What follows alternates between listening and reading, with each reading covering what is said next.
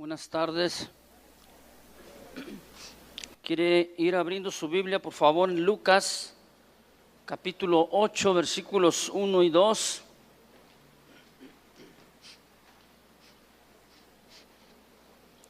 Lucas 8, 1 y 2. Y vamos a continuar con la serie La vida y los milagros de Jesús. En esta noche vamos a ver los milagros, una señal divina. Los milagros, una señal divina. Lucas 8, 1 y 2.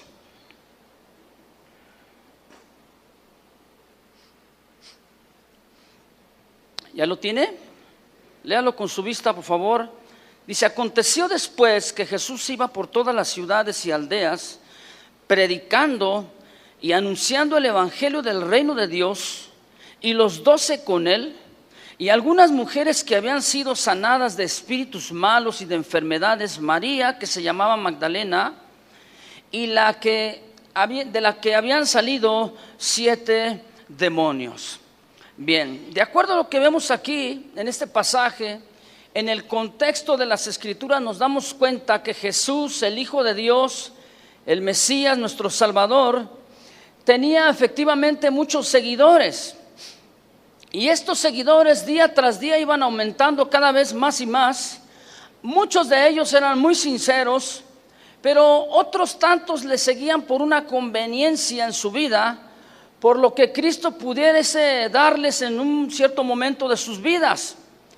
Otros lo seguían por los milagros. Y mire, algunos de estos seguidores de Jesús eran falsos, mas los verdaderos seguidores seguían a Jesús por lo que Él era, no por lo que Él podía darles o realizar o hacer en sus vidas. No lo seguían por los milagros, sino por lo que Él es. Jesús hacía el bien entonces por donde quiera que iba. Si usted se fija ahí en el versículo, dice: aconteció que iba por todas las ciudades y todas las aldeas en aquel lugar por donde él caminaba, iba predicando el evangelio. Esto es, dar las buenas nuevas a la gente. Y mientras él iba en ese trayecto, en ese caminar de predicar el evangelio, resultaba que ocurrían milagros y milagros alrededor de su vida y con la gente que estaba ahí a su alrededor. En su momento el profeta Isaías lo profetizó en relación al Mesías, lo cual aquí en este pasaje se cumplen algunas de sus palabras. Y dice aquí la Biblia que iba predicando el evangelio, es decir, las buenas nuevas. Isaías profetizó en su momento, dice: cuán hermosos son los pies de los que anuncian la paz, de los que dicen a Sión, tu Dios reina. Aquí se estaba cumpliendo una parte de esta profecía. Jesús iba entonces predicando la palabra de Dios, el reino del Señor, y se manifestaba esta predicación, esta publicación de las Escrituras, de la palabra, con señales y con prodigios. Hasta la fecha, mire, nadie sabe exactamente cuántos enfermos fueron sanados o cuántos fueron rescatados por el poder de la muerte, de las tinieblas, aún cuántos fueron liberados por medio de Jesucristo, o cuántos Jesús, cuántos milagros hizo en la realidad. Aquí dice en el último versículo, en el versículo 2 que leímos, que había algunas mujeres ahí que lo seguían. Algunas de ellas habían sido sanadas, dice aquí, porque tenían espíritus malos y tenían enfermedades de las cuales hubo milagros en su vida. Es decir, siempre en la vida de los discípulos de Jesús, de los seguidores de Jesús, van a moverse alrededor de ellos los milagros. Ahora, el tema es los milagros, una señal divina. Aquellos que eran oprimidos en aquel tiempo, que eran angustiados, que la potestad de las tinieblas estaba opresionándoles, ellos fueron liberados, fueron libertados y ocurrieron muchos milagros. Así como lo vemos, muy sencillo es leerlo y decir, pues donde salió aquella mujer, donde salieron 7 espíritus, lo leemos muy sencillo, pero cuando realmente nos damos cuenta de una manera o la manera en que un espíritu sale de la vida de una persona, te das cuenta que para ello tendría que haber ocurrido un milagro, algo asombroso en su vida. No es nada más decir, voy a orar por ti, van a salir los demonios, van a salir los espíritus malos de la vida de las personas. No, atrás de ello hay una serie de oración, una manifestación del Espíritu Santo, etcétera. ¿Sí? Milagros increíbles que nosotros los leemos así, muy asombrosos. Pero más que esto, mi hermano, mi hermana, es que muchísimos en esa época escucharon las buenas nuevas de salvación. Y otros muchos entonces también recibieron ese milagro tan inigualable que es la salvación. ¿Cuántos dicen yo tengo ese milagro? Un milagro que si usted ve, echa una mirada a su pasado y usted dice, híjole lo que fui, cómo me comporté o cómo viví yo en mi pasado. ¿Usted se acuerda? Puede decir ahora, efectivamente hubo un milagro en mi vida. Mire, aquellos que habían nacido ciegos, es muy difícil mencionarlo, es muy difícil enseñarlo. Es difícil cuando una persona en carne propia lo está experimentando o cuando a alguien en su familia está con una situación así. Nosotros lo leemos muy fácil, rápidamente, pero démonos cuenta cómo en los milagros de Dios, con un hombre ciego, por ejemplo, con aquellos que dice la Biblia que eran hidrópicos, que tenían en exceso agua en su cuerpo, aquellos que tenían convulsiones. Yo no sé si usted dice, hay alguien, o a lo mejor usted mismo le está sucediendo algo similar a lo que yo estoy mencionando. Y usted dice en su corazón, yo necesito un milagro, porque si en aquel tiempo, en aquella época Jesucristo manifestó milagros, hoy también lo puede hacer.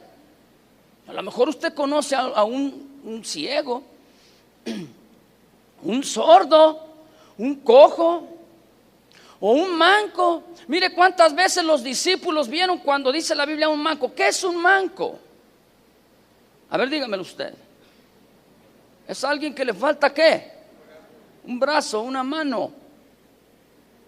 Nosotros lo leemos y decimos, qué bonito, mira qué padre, oh, mira el milagro de Jesús.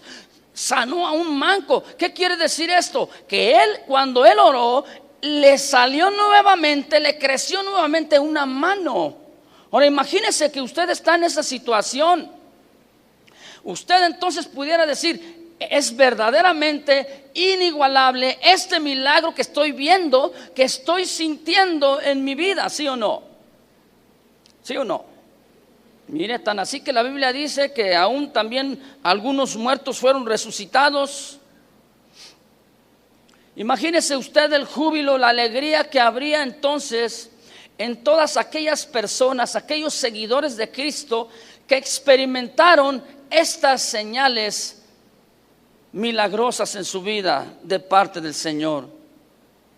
Imagínense todos aquellos que escucharon la palabra del Señor y después de haber escuchado la palabra del Señor, ellos recibieron la salvación de su alma, de su vida. Este es un milagro asombroso. Mateo capítulo 10, ¿quiere leerlo conmigo? En el versículo 7 y 8, Mateo 10, 7 y 8.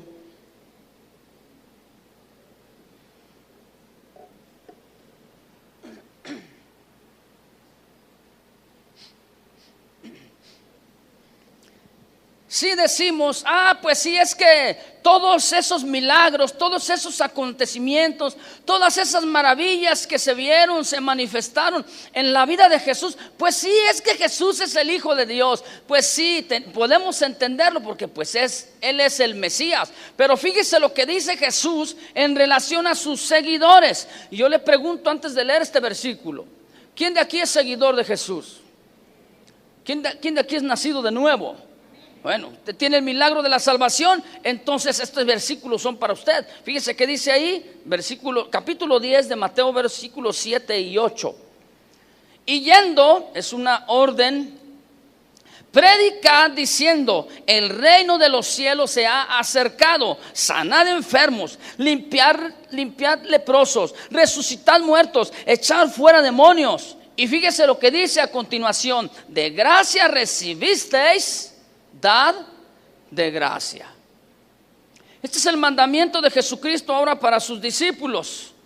Estos discípulos que habían recibido este milagro de la salvación gratuitamente. A ver, ¿cuántos de los que están aquí se les cobró por ser salvos? Pues ¿sabía usted que hay alguien que cobra? Hubo épocas también en las que te decían, pues mira, si tú me das una cierta ofrenda, yo voy a orar por ti a Dios para que Dios te dé la entrada libre delante de su trono. De gracia recibisteis, dad de gracia. A esto se refiere. Fue gratuitamente entonces el milagro de la salvación. De esa manera es que usted y yo debemos de predicar el evangelio. De esa manera es que usted y yo debemos de comportarnos y de actuar de acuerdo a la palabra. Los discípulos habían recibido, yo le dije, este milagro de la salvación gratis. Y también habían recibido una autoridad, y la autoridad era de echar fuera demonios, sanar enfermedades, etcétera, etcétera. Ahora bien, ellos debían de realizar la obra de Jesús, lo que Jesús había dicho, les había ordenado, pero sin exigir nada a cambio. Ellos tenían que ofrecer los caminos del Señor, las buenas nuevas. Ellos tenían que orar por la gente, debían de orar por la gente, sanar por medio del Espíritu Santo. La gente tenía que recibir esto, pero tenía que ser sin exigir nada a cambio. De gracia recibisteis, dad de gracia. Y estamos hablando acerca de la salvación.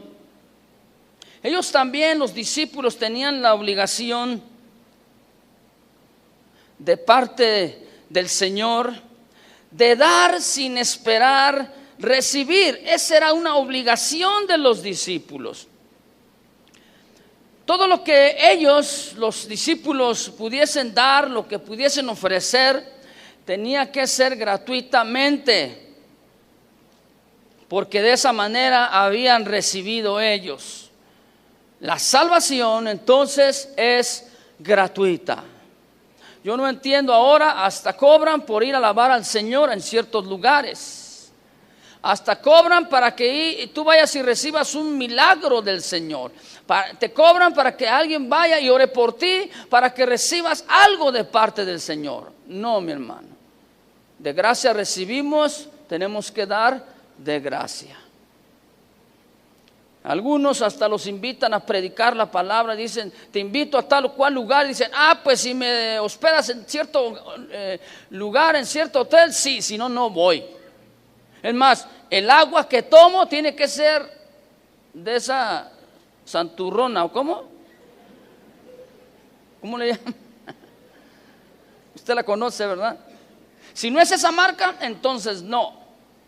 ¿Qué está haciendo este hombre? ¿Qué está haciendo esta mujer? Está esperando recibir algo a cambio con tal de predicar la palabra. No, mi querido hermano, esto no es lo que dicen las Escrituras. Y se refiere a las cosas materiales, a las cosas terrenas.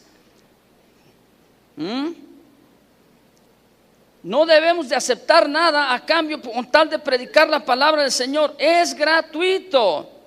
Entonces, si hemos recibido esto gratis en el ámbito espiritual, ¿cómo tenemos que entonces transmitirlo? Dígalo fuerte. Gratis. Este es un milagro.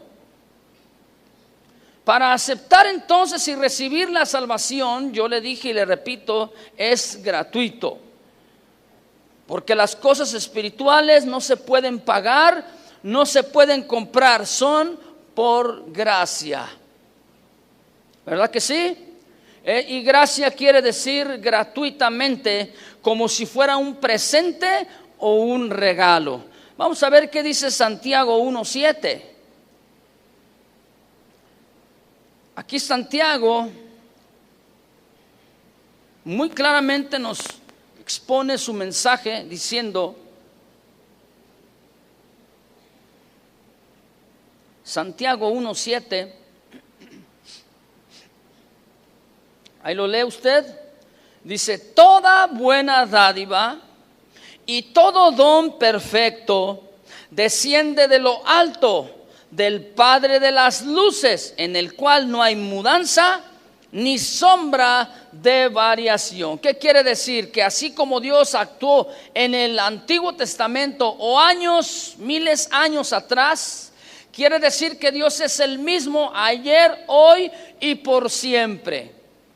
Y si Él dijo una cosa, la va a mantener hasta siempre. Toda buena dádiva, dice, todo don perfecto. Es decir, todo lo que viene de parte de Dios es una dádiva, es un regalo, un obsequio para nosotros. Y esto es por misericordia. Y dice toda buena dádiva y todo don perfecto. Mire, a veces mal usamos las dádivas de Dios o los dones de Dios. ¿Para qué?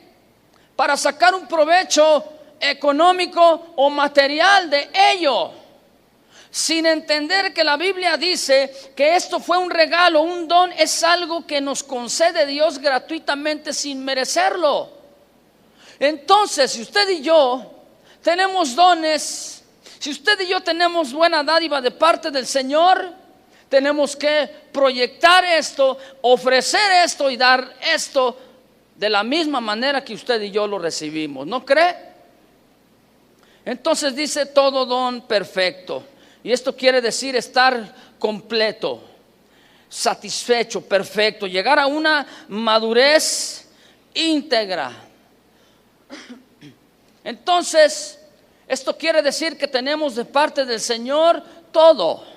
En Él somos completos, Él lo llena todo en nuestra vida, en esta como también en la venidera. ¿Cuántos dicen sí, amén? ¿Verdad?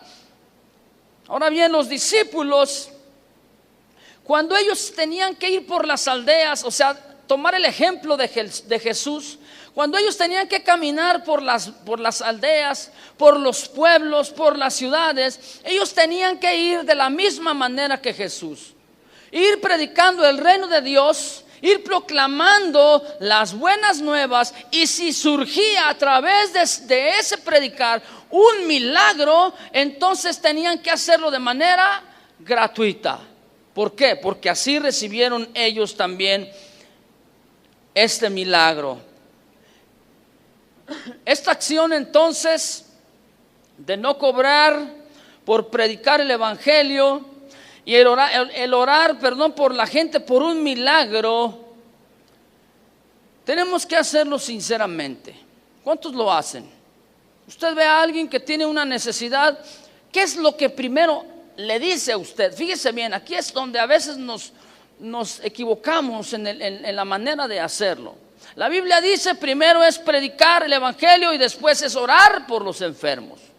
A veces lo hacemos al revés. Primero hasta le decimos, mira, ven, acércate, voy a orar por ti para que veas que Dios te sana, y después le predicamos las buenas nuevas. No, mi hermano.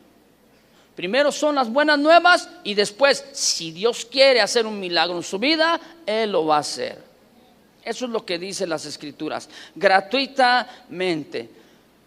Ahora bien, por otro lado, los discípulos estaban apegados a Jesús, pero el pueblo en aquel tiempo, los judíos, ellos estaban apegados también a las Escrituras, pero estaban lejos de poder reconocer que Jesús era el Mesías. Ellos esperaban justamente este Salvador. Ellos pensaban que iba a venir al mundo a establecer un reino que los iba a hacer libres de la esclavitud material, es decir, que iba a liberarlos en esa época del Imperio Romano. Y bien, también ellos esperaban un reino político, ¿verdad? Militar, un gobierno que se levantaran armas en contra de los romanos. Así como lo vivieron ellos, los antepasados israelitas, con los reinados de David y de su hijo Salomón, que hubo paz. Y Dios les entregó los reinos de aquel entonces a estos dos grandes hombres. Eso es lo que esperaban. Pero cuando ven a Jesús, que Él viene y publica el reino de Dios se ha acercado, ellos para su mente fue incongruente. Y dijeron, ¿cómo es posible? Este no es el Mesías tiene que levantarnos en armas. Y este dice que el reino de Dios es otra cosa, son buenas nuevas. Él está orando por la gente y Él dice que Él viene a publicar libertad a los cautivos, a darle libertad a los presos, pero presos emocionales y espirituales. Entonces para ellos era una incongruencia. Por eso es que muchos de ellos no creyeron. Y si usted se fija, muchos y miles y cientos y miles de milagros fueron manifestados delante de sus ojos, pero ni aún así el pueblo creía. Aún así no aceptaban a Jesucristo, el sacrificio que Él haría por ellos en la cruz.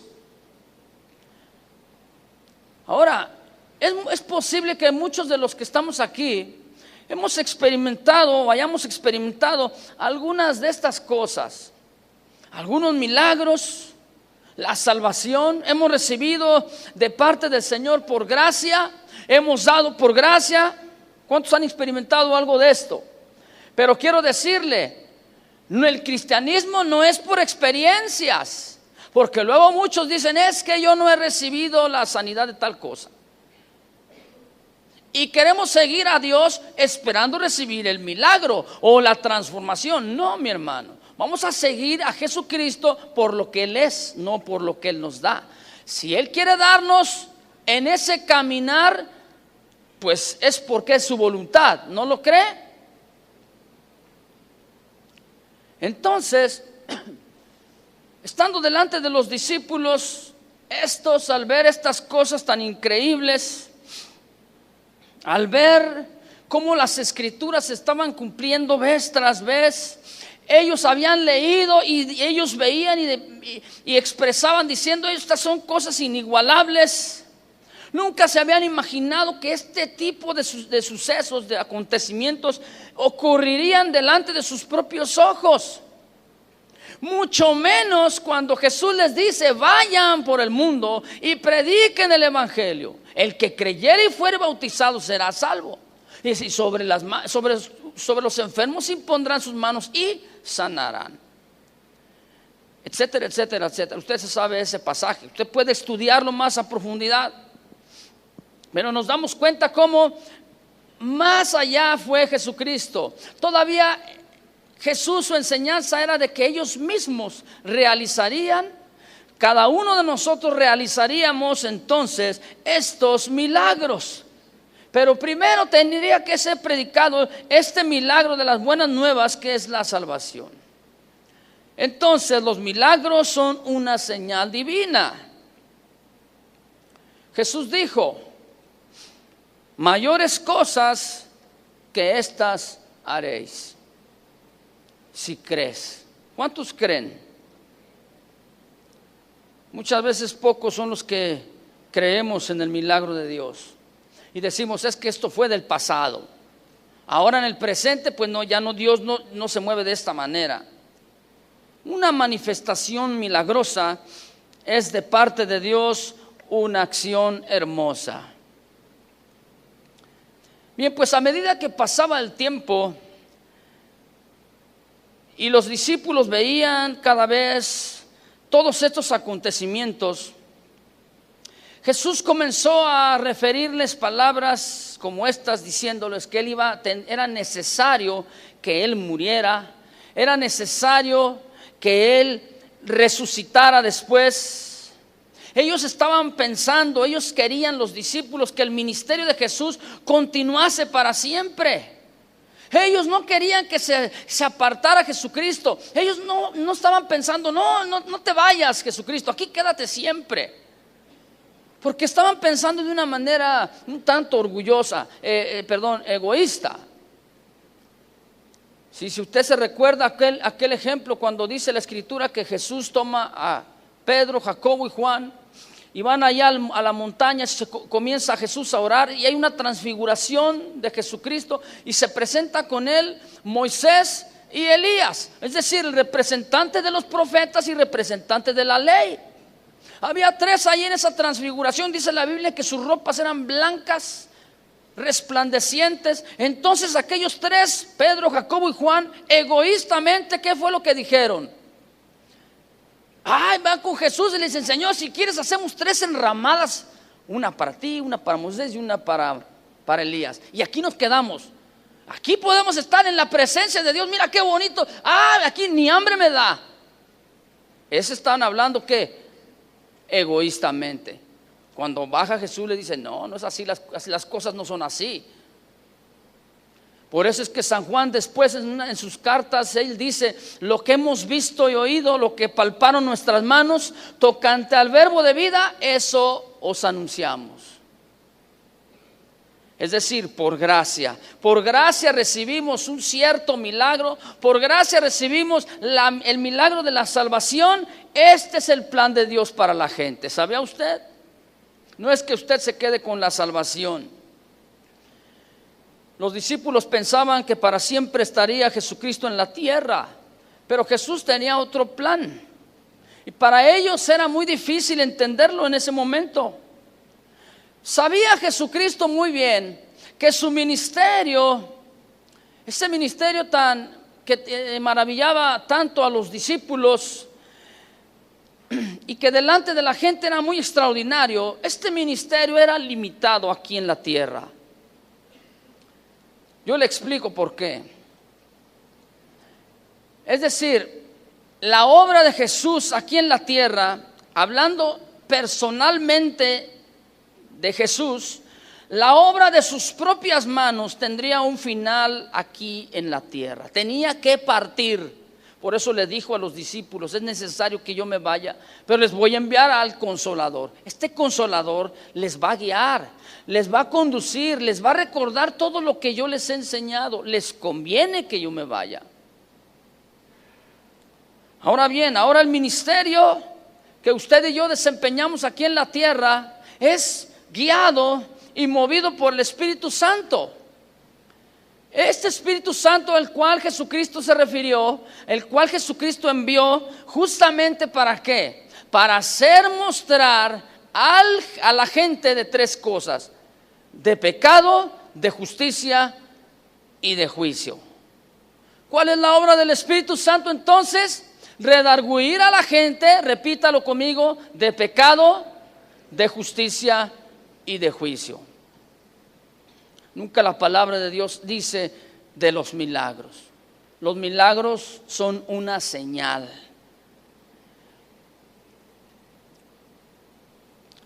Estos milagros son cosas visibles que atraían a Jesús, que llamaban la atención del hombre hacia Jesús. Atracción quizá visible al ojo humano, pero necesitamos ver lo que la Escritura habla, lo que la Biblia nos enseña y nos dice, para poder nosotros llevar a cabo esas obras mayores que a las cuales Jesús se refería. Lo que los apóstoles hicieron, ellos pusieron un fundamento sobre la roca. Ellos fundamentaron su vida sobre Cristo. Ahora los demás, dice la Biblia, San Pablo dice: ahora nosotros como pueblo, como iglesia santa, tenemos que sobreedificar, es decir, continuar la edificación en aquello que aquellos apóstoles ya iniciaron. Ya usted y yo no vamos a poner el fundamento, porque el fundamento ya está puesto. Ya usted no va a poner los rudimentos de la doctrina, porque los rudimentos los dictó Jesús y los enseñaron los apóstoles. Usted y yo entonces vamos a proclamar las buenas nuevas de todo aquello que Dios, a través de Jesucristo, a través de los apóstoles, refirieron en su momento. Qué hermosa es la palabra del Señor. Mire, Mateo, Marcos y Lucas, los evangelistas, generalmente ellos usaron una palabra para designar estos milagros portentosos. Esta palabra en el griego es dunamais o dunamis, que significa acto de poder, para describir los milagros que Jesús hacía. Pero en el evangelio de Juan, el cuarto evangelista, él usa otra palabra diferente a los tres primeros evangelistas. Y esta palabra ya no fue dunamai, sino que fue semeoin. Esto quiere decir señal. Una señal en sí misma no tiene ningún valor. ¿Por qué? Porque solamente señala algo, apunta o muestra con esa imagen, quizá con esa señal, algo visible para hacer referencia a algo que realmente es importante. Mire, toda señal tiene y debe tener un significado. Usted ve, hay alrededor de todo en este recinto hay extintores. Usted los ve a su izquierda y a su derecha. Al lado o arriba de ellos hay una señal. ¿Cuál es esta señal? ¿Qué significa esa señal? ¿Alguien sabe?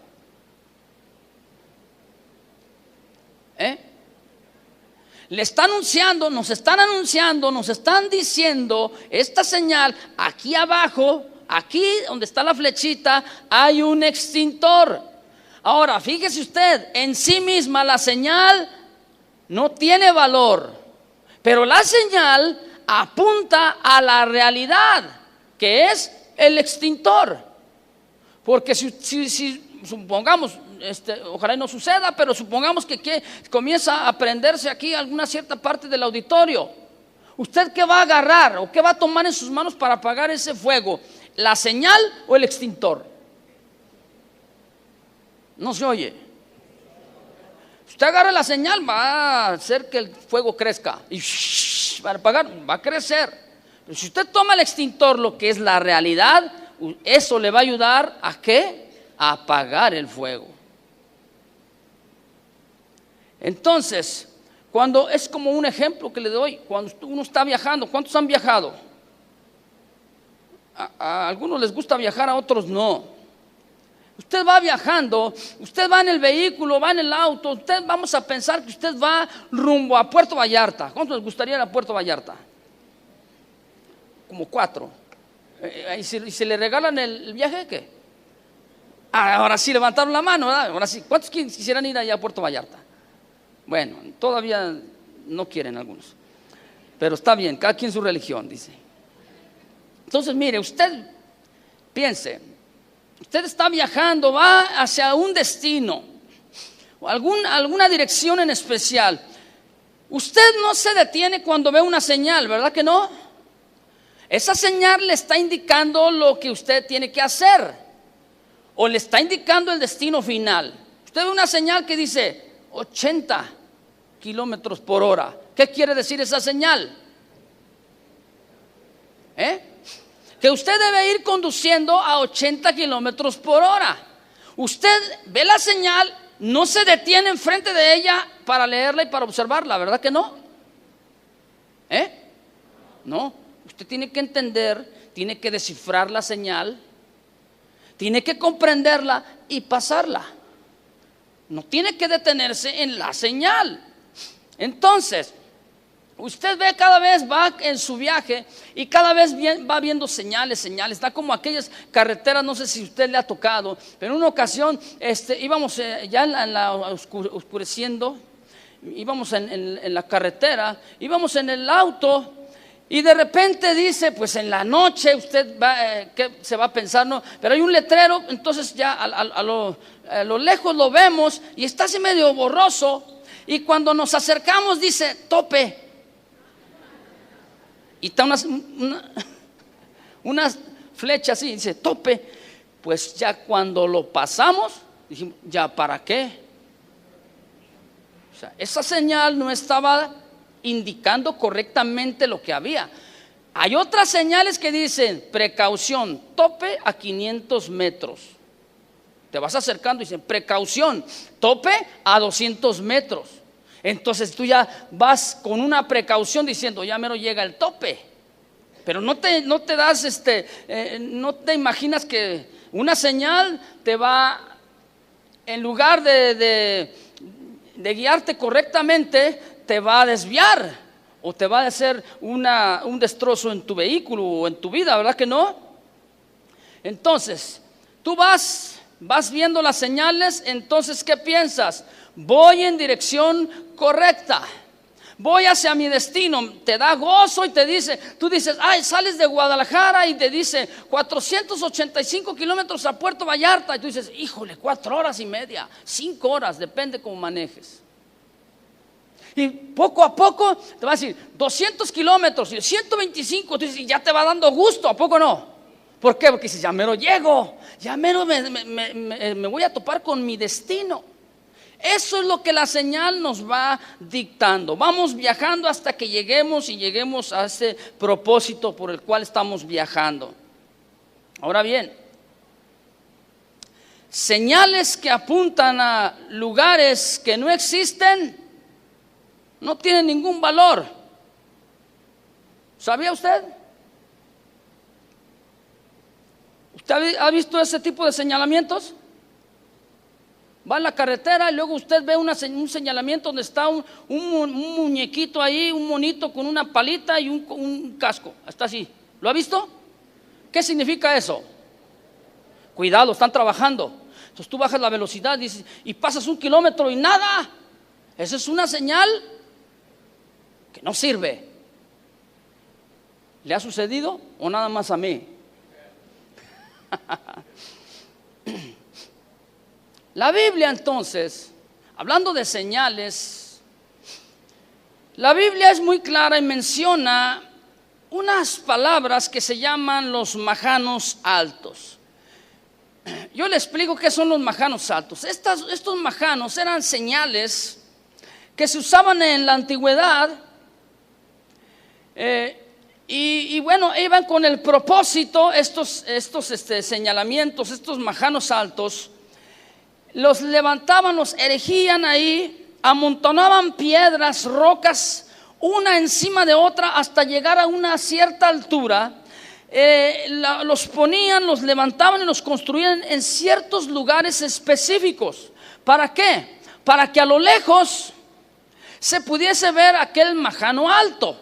Es decir, el que estaba viajando en ese punto exclusivo, estratégico, ellos sabían que tenían que llegar a un cierto destino, pero para eso no había señalamientos, y menos en medio del desierto.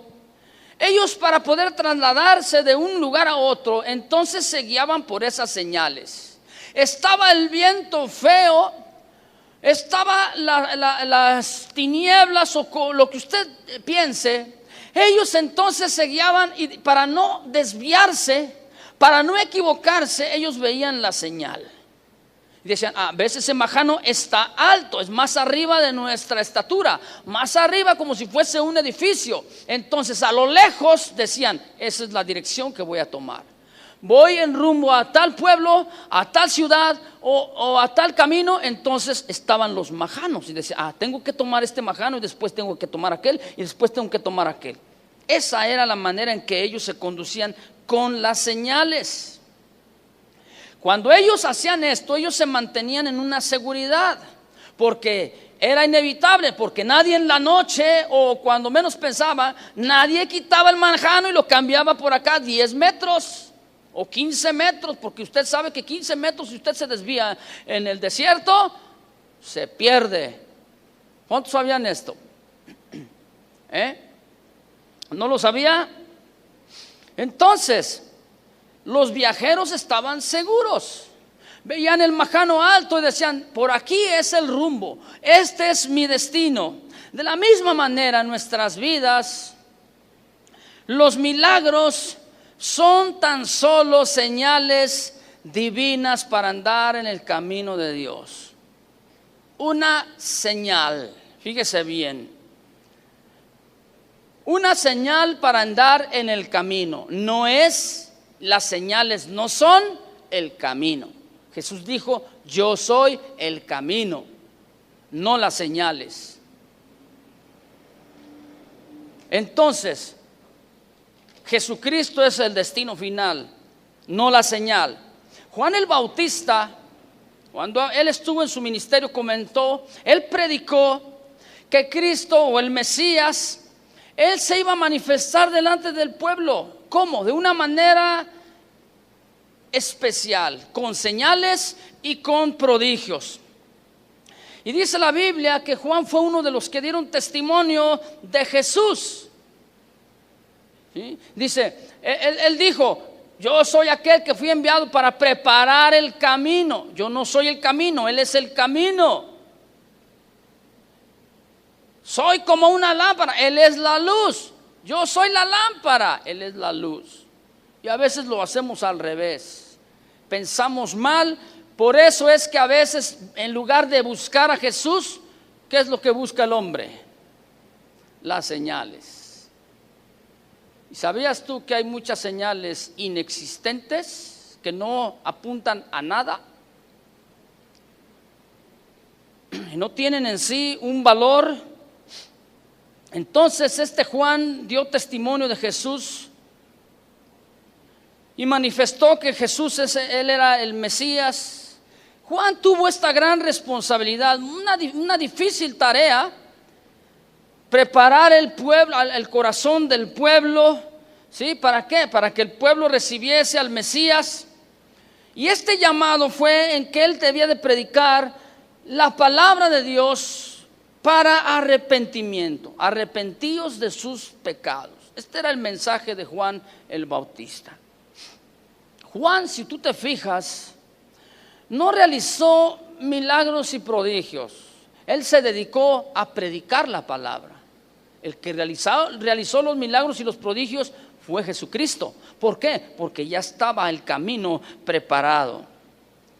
En otras palabras, Juan el Bautista estaba señalando, como una señal, estaba diciéndole al pueblo: es necesario que cambies tu estilo de vida. Es necesario que seas transformado. Es necesario que te arrepientas. Esta es la señal.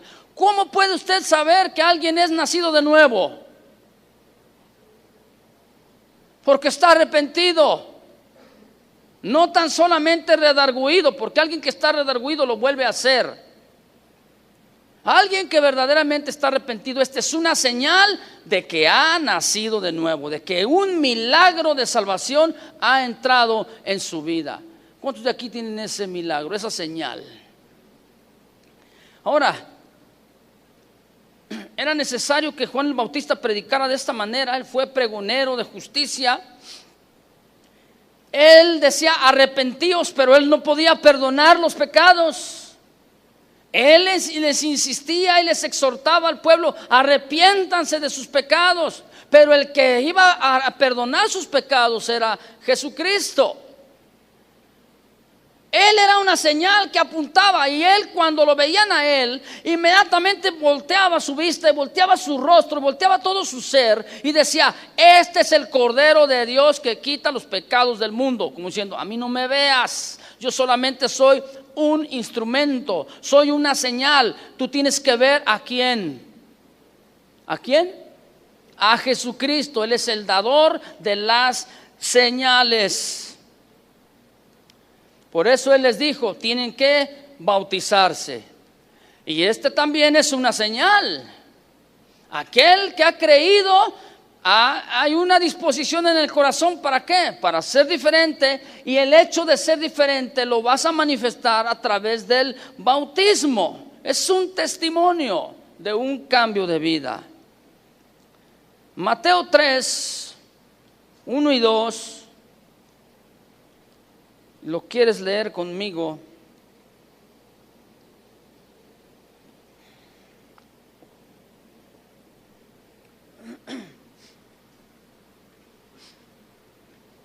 Nada más para recalcar lo que yo estoy mencionando. Mateo 3, 1 y 2 dice así. ¿Ya lo encontró? Bien, dice: en aquellos días vino Juan el Bautista predicando en el desierto de Judea y diciendo: arrepentíos, porque el reino de los cielos se ha acercado. Fíjese, ese era el mensaje de Juan el Bautista. Una manifestación milagrosa es de parte de Dios, una acción hermosa. Por otro lado, entonces, toda verdadera manifestación, fíjese lo que dije, toda verdadera manifestación milagrosa viene de lo alto. Y de lo alto entonces viene una aprobación.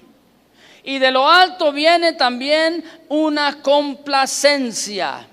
Usted puede ver un milagro, pero si este milagro no le apunta hacia lo alto,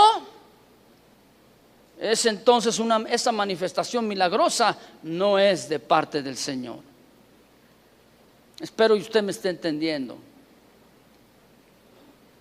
Hay muchos que dicen, no, que mira que está cayendo hasta polvito de oro.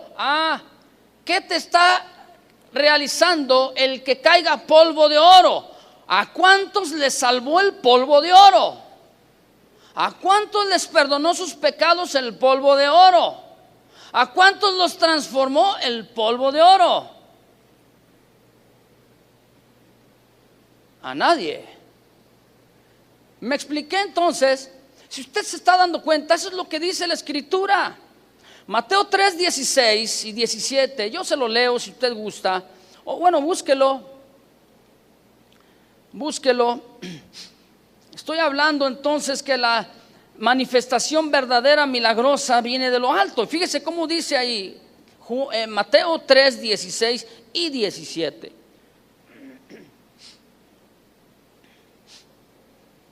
Se lo leo, dice así. Y Jesús, después que fue bautizado, subió luego del agua, y he aquí los cielos le fueron abiertos. Fíjese bien, primero él obedeció, después los cielos fueron abiertos y vio al Espíritu de Dios que descendía como paloma y venía sobre él. Y hubo una voz de los cielos que decía: este es mi Hijo amado, en quien tengo complacencia. Fíjese bien entonces, toda verdadera manifestación milagrosa viene de lo alto. Y de lo alto viene la aprobación y desciende la complacencia. Fíjese cómo aquí en el momento que Jesús fue bautizado, estaba haciendo un símbolo Juan el Bautista de la muerte y de la sepultura y de la resurrección de Jesucristo. Por eso es que necesitamos bautizarnos. Necesitamos realizar esta obra tan maravillosa de obediencia como un testimonio de que nuestros pecados han sido perdonados, hemos cambiado de vida. Sí, que hemos entonces entregado nuestra vida al Cordero de Dios y el sacrificio de Jesús ha sido eficaz en nuestras vidas. Ahora, Juan, él hizo su parte. Él predicó el Evangelio, él apuntó a Jesucristo como el Cordero, él bautizó a la gente, bautizó a Jesucristo. Él hizo su parte y la parte de la gente era aceptar el sacrificio redentor de Jesús. Él obedeció simplemente como cual majano alto. Él estaba apuntando el destino final y glorioso, el cual era Jesucristo. Ahora, la responsabilidad del pueblo era de creer. Esto le correspondía al pueblo, a la gente. Nuestra responsabilidad es ir y predicar. Y la parte de Dios es hacer los milagros.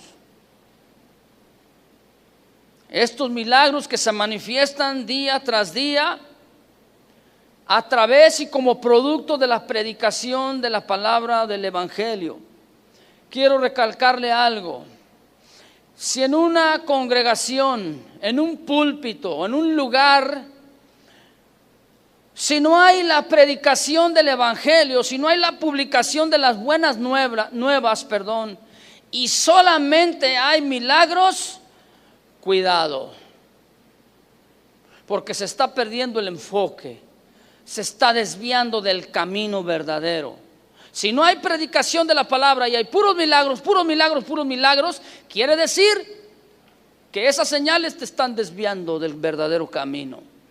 Necesita ver primero la publicación de las buenas nuevas y entonces vienen los milagros. De otra manera, entonces la brújula estará descompuesta.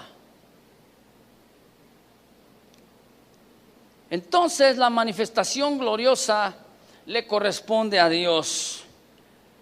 Los milagros son un acto divino en la tierra.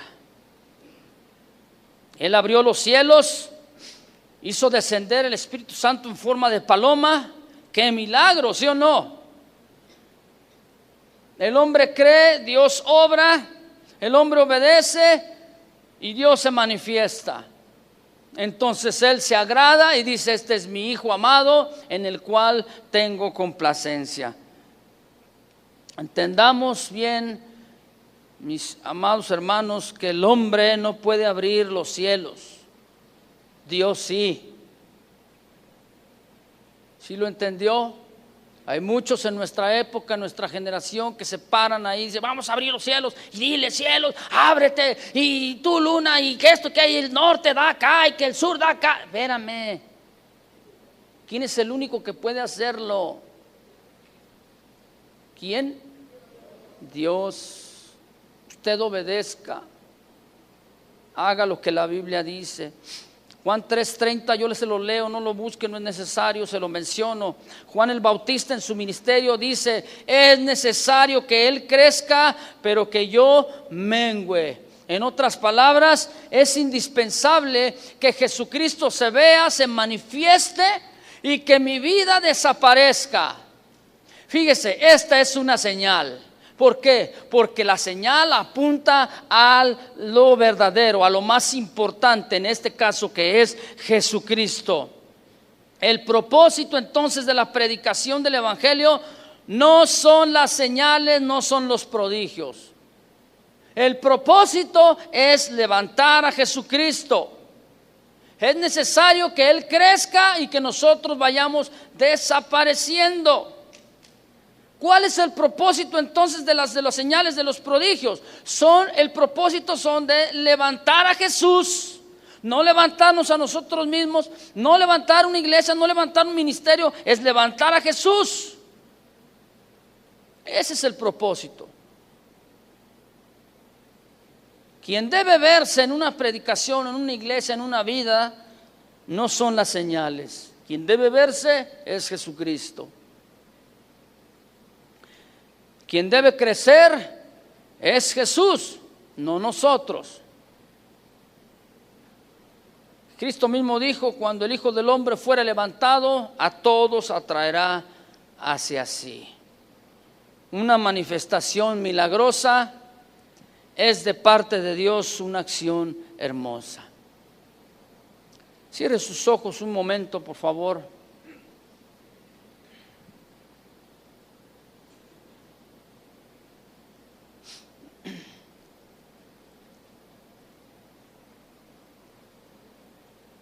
Tomemos unos instantes para orar, para pedirle al Señor. ¿Qué es lo que usted le está pidiendo al Señor Jesús? Cuando usted viene en oración, usted viene a alabarle, usted le dice: Señor, haz un milagro en mi vida. ¿O le está usted diciendo: Señor, que tu gloria, que tu presencia y tu imagen sea vista cada vez más y más en mi vida? ¿Qué es más importante?